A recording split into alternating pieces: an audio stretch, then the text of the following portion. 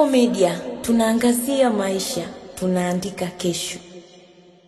Kwanza tunashukuru na asante kwa pongezi zako, lakini pia tunamshukuru Mwenyezi Mungu kwa mchezo mzuri na kupata matokeo mazuri. Moja katika jambo ambalo nimemshukuru sana Mwenyezi Mungu, leo tunakwenda kwenye mechi ya kimataifa CAF Champions League tarehe 22.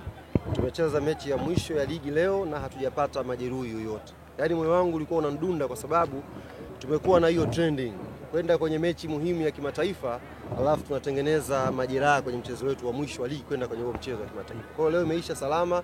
Daktari ameniambia hakuna majeruhi yoyote ambayo yanaweza kusababisha mchezaji kukosekana kwenye mchezo wa FAR Rabat. Kwa hiyo nimemshukuru sana Mwenyezi Mungu kwa hilo.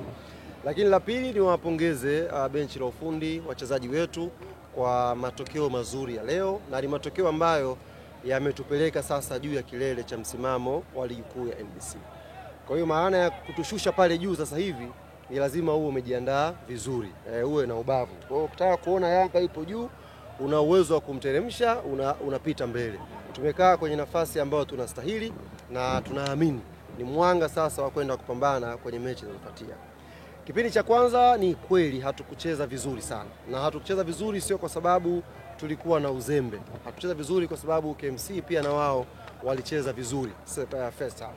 Walijaribu kucheza vizuri sana kwenye kujilinda hapa nyuma.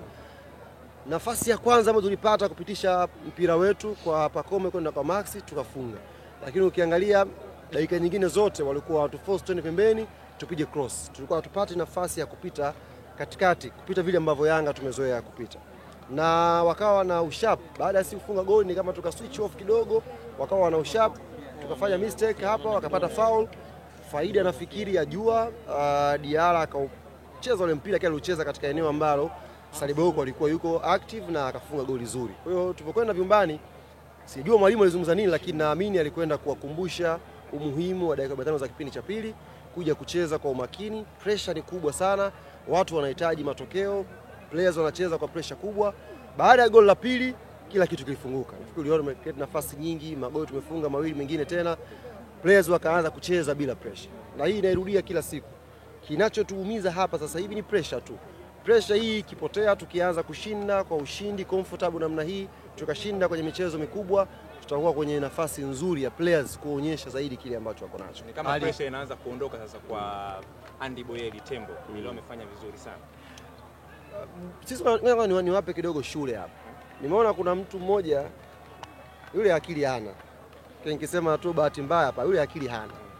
Alikuwa anazungumza kuhusu usajili ambao Yanga wamefanya msimu huu. Baada ya kutoa kikosi akasema, mbona wanaanza wale wa msimu uliopita? Jamani, sisi tulifanya usajili kwa ajili ya kuboresha timu yetu. Hatukufanya usajili kwa ajili ya kujenga timu yetu. Wachezaji ambao unaona walikuwa last season, mikataba yao iliyoisha, tuliwaongezea mikataba. Lengo ni kuhakikisha wanabakia na wanakuwa wachezaji muhimu kwenye timu yetu.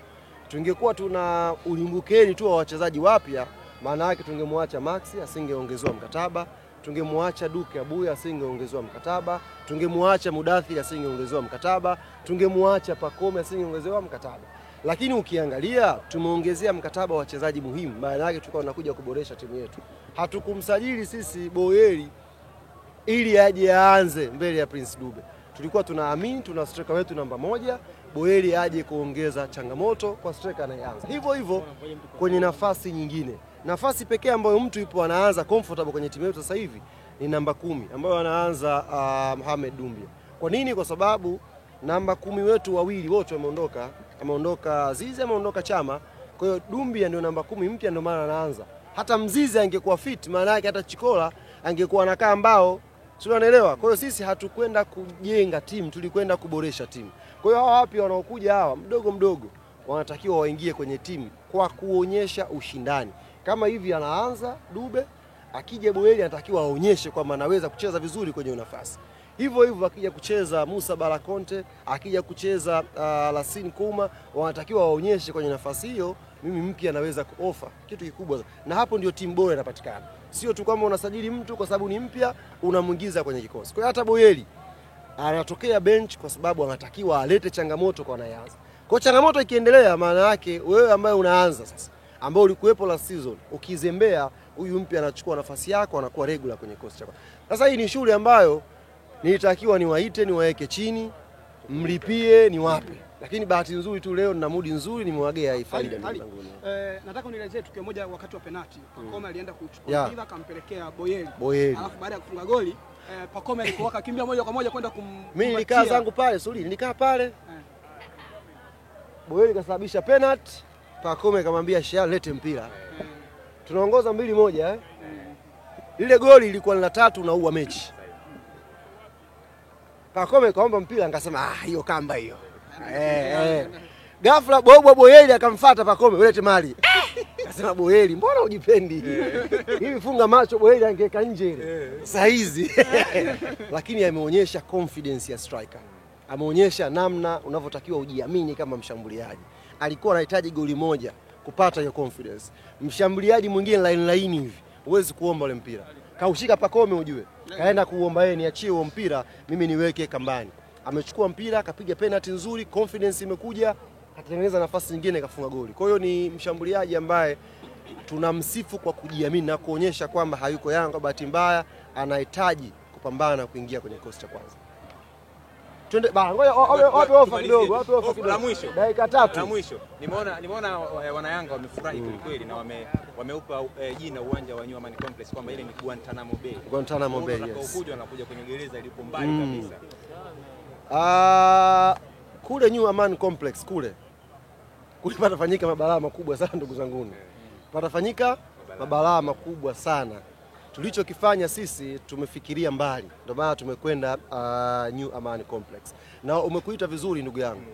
Kule ni eneo la mateso na mtakwenda kushuhudia. Wala msiwe na haraka. Tarehe 22 dhidi ya FAR Rabat.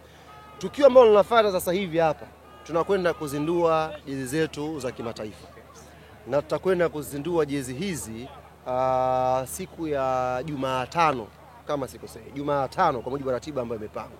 Tutakwenda kulaunch jezi zetu za kimataifa ambazo tutachezea mchezo wa kwanza wa FAR Rabat. Niwaambie mashabiki na wapenzi na wanachama wa klabu yetu ya Young Africans. Haya leo ya ligi yameisha hapa. Tuna kibarua kizito kweli tarehe 22. Tupo kwenye kundi gumu, tupo kwenye kundi zito na sisi kwa sababu ni timu kubwa ndio tumeweka ugumu pia kwenye hilo kundi. Ingekuwa si ni timu mbovu tu, watu wangesema kundi hili kundi mchekea, lakini tumekwenda pale kwa sababu tuna deserve kuwa miongoni mwa story kubwa Afrika. Kasako Media, tunaangazia maisha, tunaandika kesho.